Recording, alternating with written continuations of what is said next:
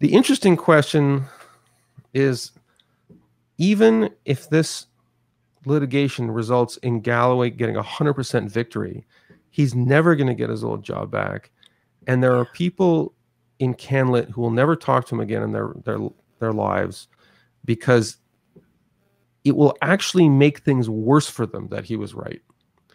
Like, they will forgive him for being guilty, but they will never forgive him for being innocent, because the fact that he will prove that he's innocent through this defamation trial, it makes them look like idiots.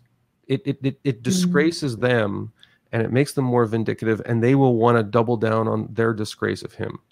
There's absolutely no winners in this. The woman who accused Galloway of these false allegations, she's completely disgraced. I mean, I'm not using her name because I don't want to appear in the pleadings, but you know, her name is mud. This woman Chelsea Rooney, who essentially became this person's spokeswoman, and she became like a real cultist in her false accusation cult. I think she looks ridiculous. She was the one person singled out by Boyd as being an evasive and non-credible witness. All of these people who've doubled down, I mean, in many cases, they're going to be completely impoverished. Like, some of the people who are going to have to pay out to Galloway, like, even if Galloway gets a relatively modest, like, I don't know, $30,000, $40,000, $50,000, a lot of these people, that's what they make in a whole year. I mean, this is going to be a real financial hardship for them. And UBC creative writing program has been completely disgraced. There are absolutely no winners in any of this. And also, like, women who legitimately have Me Too stories, who really have been sexually assaulted, they will unfairly have their narratives, doubt will be cast on them, maybe implicitly, because people will say, oh yeah, I remember what happened to Galloway. And Galloway's life will never be the same. I think he'll start writing. No, I mean, I don't think. I don't think he'll get his career back. It'll be a different kind of career. Like, so if you look at the kind of careers of people who've been canceled, they tend to be different kinds of, like, look at your career. I mean, you're more famous now than you were 5 years ago.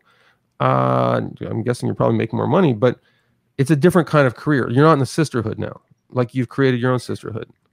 Or my career is different. Like, you know, five years ago, I was a card carrying member of CanLit, but you know, I had a big office and I'd go to wine bars and all this stuff. And like, you know, I mean, I have had to be completely independent. I'm completely independent. Yeah. You know, I really am just, I'm kind of on my own. And that's not to say I don't have support, but I certainly don't have the same kind of support where I once was. I'm not working with other people and groups in the same way that I did in the past. You used to be, you'd write for Rabble, and by the way, you're not going to get rich writing for Rabble, but it was like, you were part of the sort of institutional, loosely organized Canadian feminist activist literary scene. Yeah. And I was still part of the left then, you know, or Brad Cran. I still felt allegiance to the left, and I still felt allegiance to the feminist movement, and you know, things are so. But the good and the bad, because you know there are good parts about those. You know, Brad Cran. I think Brad Cran used to be like the poet laureate of Vancouver, and Brad Cran used to have, like, he was vice president of the. Oh God, I'm gonna get the name wrong. It's like the Women's Feminist Writers Club. Like his girlfriend was the president of it or something like that. Like he was tied up in all this stuff. And Brad Cran, I think, I get the sense he's now a much happier and more successful person than he was 5 years ago. But it's a different kind of success. It's a more independent type thing. You know, you got to have your elbows out, because there's always these, you know, sour grapes from, you know, your old institutional cohorts coming after you. You know, you see this with. You saw it with Jamie Kilstein for a bit. Like, there's a lot of writers at Quillette. You see this with Toby Young. I mean, Toby Young, who's my colleague at Quillette, a couple of years ago, you know, he was in the whole wine bar scene, and he was meeting with government officials and being interviewed by Fancy Magazine, which I guess he still is being interviewed, but like, he's just more of a rebel now, because once you breach, like, at first it's like, oh, this sucks, I'm on my own. And then after like a year or two, you're like, oh, this is great, I'm on my own. But it's more of an eat what you kill type environment. Whereas instead of people bringing you your meals on a platter, you go out and eat what you kill, and you have more weapons at your disposal, and you have more energy to do it because you're doing what you believe in. But it's a more rough and tumble kind of life. I mean, I think you know this better than me, probably. I mean, you're much more insecure. I mean, I like it better because I like to be independent, and I like the freedom. Wow, you know, I can do what I want like and say what I want. Yeah. Well, I mean, and you're marginally successful. But I'm never gonna, you know, and it's like I'm never gonna pitch to the CBC again, which is fine. But yeah, I don't need to. But you know, like, I mean, can you imagine pitching to the CBC in 2021? Like, can you imagine if I pitched to the CBC and no, but like even if you weren't like, Megan Murphy and I weren't, even if we were different people, can you imagine how like mortifying and awful that process is that now, like where the place has just become so afraid of its own shadow and such a snake pit. I mean, you read the stories of like, even like no one is woke enough. And there's, you know, you're always one syllable and one pronoun away from being excommunicated. No, you know, you could be like a completely doctrinaire, orthodox, progressive wokester for the last like 10 years. And you slip up once and the knives are out. Like the nice thing about the life of a sort of like someone like us is like, I could say the wrong thing on this podcast. I could get someone's pronoun wrong. You know, I could get someone's religion wrong or make a bad joke. And like you and the people who listen to this are not going to be like, oh my God, did you hear what Jonathan Kay said? Like they're going to be like, we treat each other as human beings because we are not in a doctrinaire movement. We don't see ourselves as foot soldiers in some cult. And that's why, and that's why the danger is like, you know, so a lot of people who've written for Quillette, they're people who were exiled from the left. And I see them and they write for Quillette, and some of them have kind of just kept going and become, they're part of the right. Like they went in for Trump and, you know, they became like super conservative. And I talked to them. I say, like, you traded one cult for another cult? What's up with that? Like, do you think this cult is going to end up better than the other one you were in? And I kind of like where I'm at now, where everyone's equally pissed off at me. But I think one of the biggest mistakes you can make is say, I got excommunicated from this political cult, so I'm going to go to the opposite political cult, and you'll see, you'll get yours. Like, I'll get my revenge. It's like, no, that's not the way to get revenge. That's the way to get fed up with another cult, and 5 years from now, you'll be a leftist again because you'll get fed up with the right. Like, I mean, what you said earlier. I mean, the good thing about being canceled, if you can navigate it and sort of come out, you know, I guess independently and persevere, and you don't crumble under that kind of stress and pressure, is that you do manage to cultivate an audience if you're in media, or, you know, a community or a friend group of people who don't behave like that towards you, partly because they know it won't work on you. Like, you know, people don't respond to the content that I produce in the way that they would respond if I were somebody else. Because they know who I am, and they followed my work long enough to know what to expect, and they know that I don't play those games and that it won't work on me. You know, I won't say something that I don't believe in just because I feel pressured. Yeah, I mean, but look, when I the reason I don't watch the CBC News isn't because I think the people producing the CBC News or anchoring it are dumb. I don't think they're dumb. You know, I appear on the CBC for many years, and the people there are super smart people. They're talented. Many of them are well-meaning.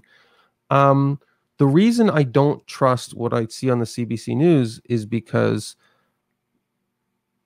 they are subject to institutional and ideological pressures, and the words coming out of their mouths, especially on certain subjects, I don't believe that they mean those things. I believe they are saying things and reporting things. They're using language they don't believe. They know it's artificial.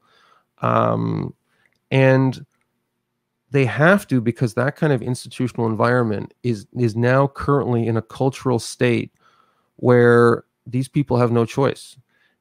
And the people who I trust on the left and the right are usually working for media outlets where I know that they're not going to say a single thing that they don't actually believe. Like, I know that when I'm watching your podcast, it's not like, oh yeah, there goes Megan Murphy again, you know, serving the TERF agenda because Big TERF told her what to say. Like, you know, like you are a TERF, but you're like, you come by it honestly. And like, I actually don't mind listening to like transgender activists if I really think they believe what they're saying. Like I know I have friends who are trans activists, and if they're sincere that they believe this stuff, even if I disagree with it, I have a lot of time for anybody who sincerely believes this stuff. I would rather listen to like a super sincere trans activist than listen to somebody whose views were closer to like, you know, my own turfitude, but I thought that like they were putting it on because they wanted to be on Joe Rogan or something like that. Like, and so sincerity, you know, look at Barry Weiss. I mean, Barry Weiss is making a mint with her Substack. Mm-hmm. Not just because she's a great writer and a great editor, but because when you go to Barry Weiss's Substack, you know you're getting the unvarnished Barry Weiss. And whereas when I read the op-ed page of the New York Times, and she used to work in that environment, sometimes I read an op-ed in the New York Times, and you can actually see the way you can see the way the piece was edited to conform to a certain ideology. And even if you agree with it or don't agree with it, it's like, why am I reading this? I don't trust the source. I don't trust that they're being sincere with me about their views because of the environment in which they work. And so it's, in some ways, the small shop, like the one-man podcast, the one-woman podcast, Quillette only has 5 or 6 people working there. We have the advantage because as these places get bigger, they become institutionalized, and institutions create their own dogmas and their own hypocrisies. And once that happens, that's when people like you and me leave, because we can't handle that. Like if Quillette had 50 people working for it, I'd leave, because it would develop. It just happens. Like it happens that these places develop their own humbug. And sometimes it's ideological, sometimes it's just institutional. There's a lot of places that have no ideology, but they're just like, they're risk averse, and so you can't do the kind of stories you want. And that's why Substack is changing the game. I mean, and that's why people are afraid of Substack. Just like, oh my God, Barry Weiss can go to Substack and make $500,000 a year and just write anything she wants. That's crazy town. We can't allow that. Like, it makes people nervous. Yeah. Yeah, well, people have been freaking out about Substack and kind of trying to go after Substack because people like Barry Weiss and Matt Taibbi and Glenn Greenwald, you know, Andrew Sullivan, like you say, I mean, they're doing really well there, and they're probably enjoying themselves a lot more than they were when they were working for these institutions. And there's another reason that people resent it. It's because there's no hiding who's popular and who's not popular. Like if Andrew Sullivan is making 600,000, I think he's making at least 600,000 a year on Substack. Like there's no getting around the fact that Andrew Sullivan is super popular, and people hate that shit.